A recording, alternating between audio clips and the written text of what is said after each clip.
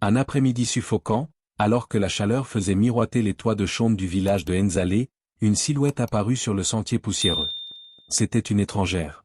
Elle portait seulement un panier en raffia et un petit sac de toile contenant quelques vêtements usés.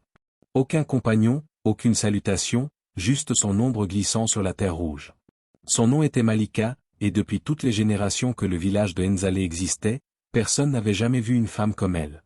Elle était belle, mais d'une beauté étrange, presque inquiétante, enveloppée de mystère.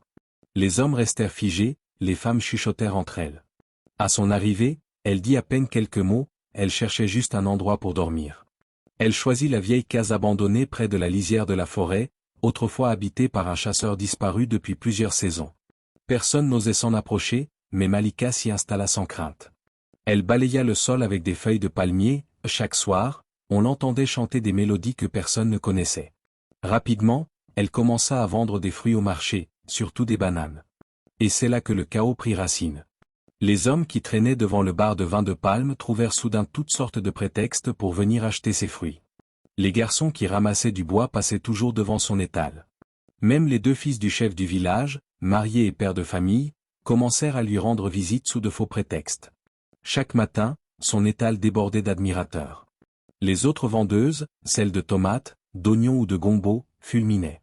Ces bananes n'étaient pas différentes des leurs, mais entre ses mains elles semblaient devenir des offrandes divines. Ce que personne ne savait, c'est que Malika n'était pas ce qu'elle paraissait. Jamais on ne la vit s'approcher d'un miroir. Elle fuyait même son reflet dans l'eau du ruisseau. Quand par hasard un miroir se trouvait près d'elle, elle se détournait brutalement, comme si elle craignait une malédiction. Car dans le miroir, sa véritable forme l'attendait. Une forme d'ombre, avec des yeux ardents et un visage déformé par une tristesse ancienne. Seule Malika savait ce qui arriverait si les gens voyaient cette vérité.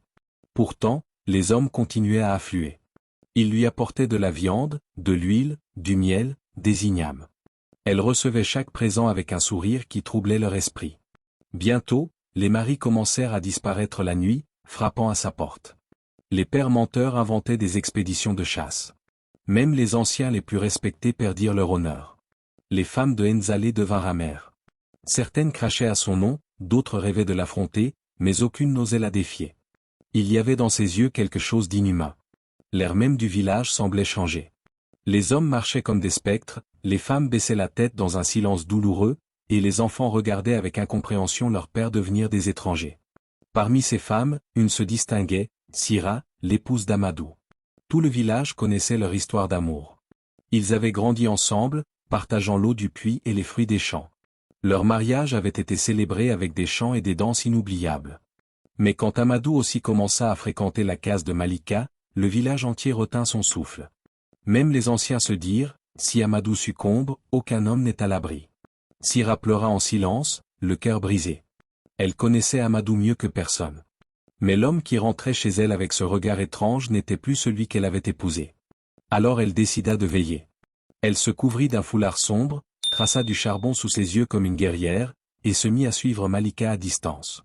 Elle l'observa recevoir des hommes chaque jour, sourire sans jamais remercier, et les laisser repartir à gare, comme ensorcelés. Tout changea un après-midi. Alors que Malika traversait la place du marché, un petit garçon jouait avec un miroir en métal, cadeau d'un marchand. Il s'amusait à refléter la lumière du soleil quand soudain il braqua le miroir sur le visage de Malika.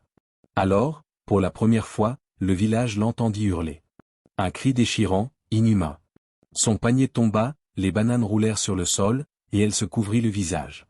Dans le miroir, l'enfant avait vu non pas une belle femme, mais un être monstrueux, aux yeux ardents et au visage tordu.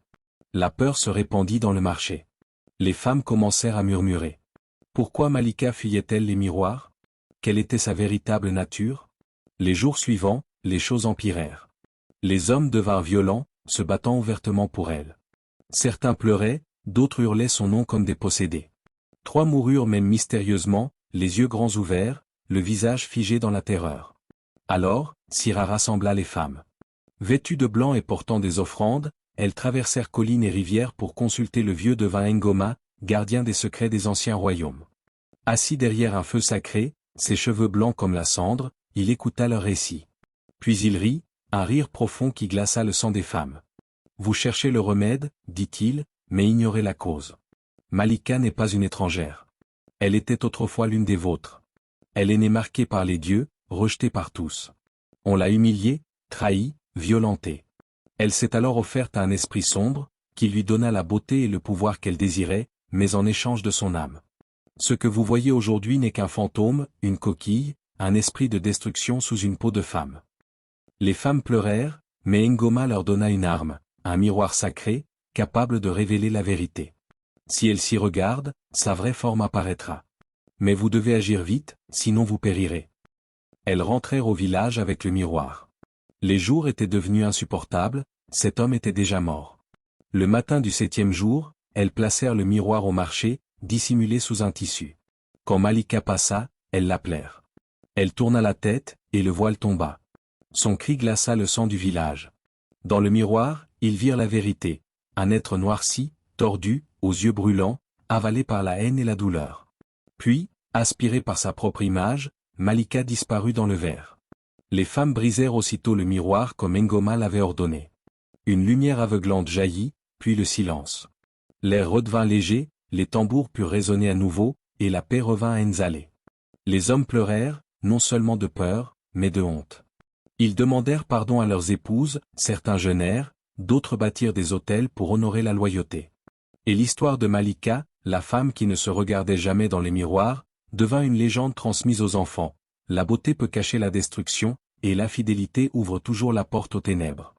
Merci d'avoir écouté cette histoire. N'oubliez pas de vous abonner, laissez un j'aime et laissez votre pays en commentaire pour nous encourager et ne plus rien rater des prochaines histoires.